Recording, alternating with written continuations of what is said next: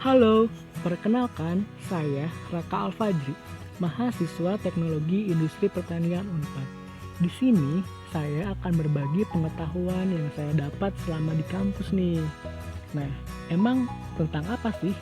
Ya, benar sekali. Seperti teman-teman baca, sekarang kita akan membahas belajar terlalu lama itu efektif gak sih? Nah, di video ini kita akan belajar dari sisi ilmu ergonomi. Kita akan sedikit menyelam lebih dalam ke beberapa riset yang telah saya buat berdasarkan dari paper yang tercantum di bawah foto. Kita mulai aja yuk. Sebenarnya, yang kayak gimana sih yang dimaksud dengan terlalu lama? Apakah durasinya? Atau bahkan belajar dengan posisi yang salah? Seperti tiduran, membaca di tempat gelap, atau lainnya. Ternyata rumit juga ya. Nah, hal ini juga sangat berdampak negatif juga nih. Seperti kelelahan, bosan, dan motivasi. Faktor ini sangat membahayakan karena dapat menguras sekali beban belajar yang teman-teman sedang tempuh. Kalau gak ada lagi motivasi lagi untuk belajar, gimana untuk belajar ke depannya? Iya gak sih?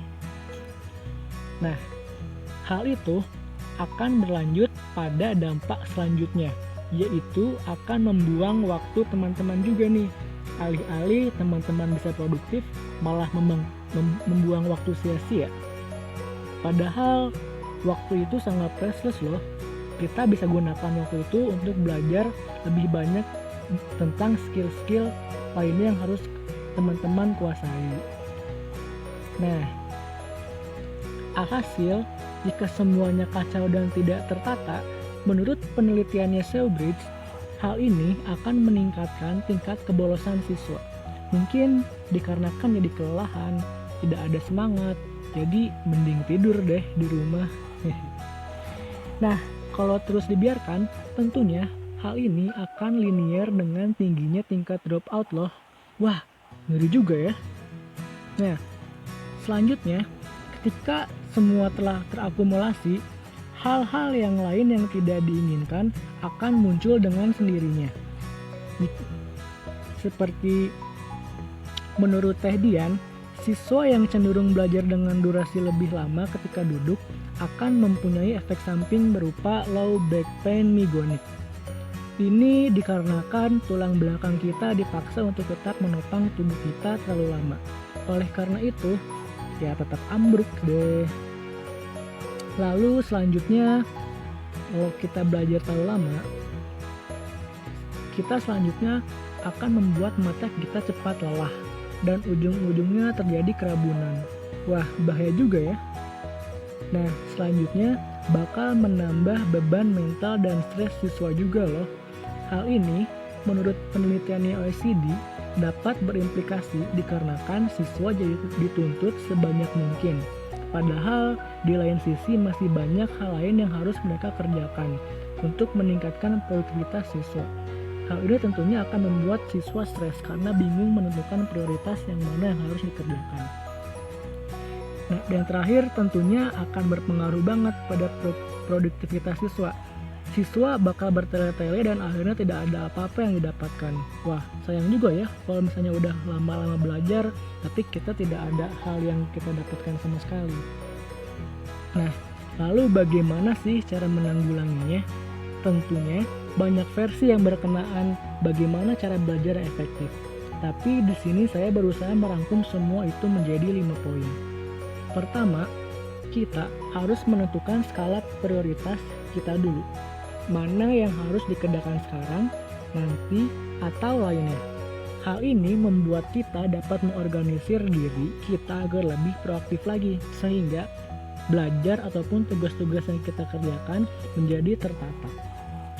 Kedua, bagaimana kita pandai-pandai merekayasa waktu. Hal ini seperti diibaratkan deliberate practice atau belajar secara pelan-pelan. Bahkan ada metode Pomodoro di mana konsep itu seperti membagi-bagi waktu per sekian menit, di mana waktu untuk belajar, di mana waktu untuk istirahat, sehingga belajar teman-teman menjadi efektif dan efisien. Ketiga, ada fasilitas yang ergonomis. Menurut penelitiannya Alessandro, bahan penunjang ini sangat berpengaruh sekali terhadap produktivitas siswa. Dikarenakan jika kita nyaman dan memperhitungkan segala aspek penunjang, kita akan terbebaskan dari barang-barang yang membuat tubuh kita cepat capek loh. Selanjutnya, ada belajar di lingkungan yang nyaman. Hal ini sangat berdampak pada tingkat kefokusan teman-teman dan tingkat kenyamanan untuk terus belajar sehingga cepat untuk termotivasi kembali. Selanjutnya, menurut penelitiannya Teh Dian lagi, istirahat sangat penting dilakukan di sela-sela belajar. Ini fungsinya untuk merecharge kembali tubuh-tubuh kita, seperti melakukan stretching atau Teh Dian menyebutnya dengan metode William Flexion Exercise. Nah, kira-kira sekian nih teman-teman yang dapat saya sampaikan. Kalau kata pepatah sih ada yang bilang, don't work too hard, try to maintain balance, and don't make work your whole life. Intinya sih kita harus pandai-pandai membagi waktu. Kapan kita belajar, kapan kita harus istirahat. Nah, kira-kira cukup sekian nih teman-teman yang dapat saya sampaikan. Semoga bermanfaat ya untuk teman-teman. Nah, cukup sekian dari saya. Semangat belajarnya dan sampai jumpa lagi.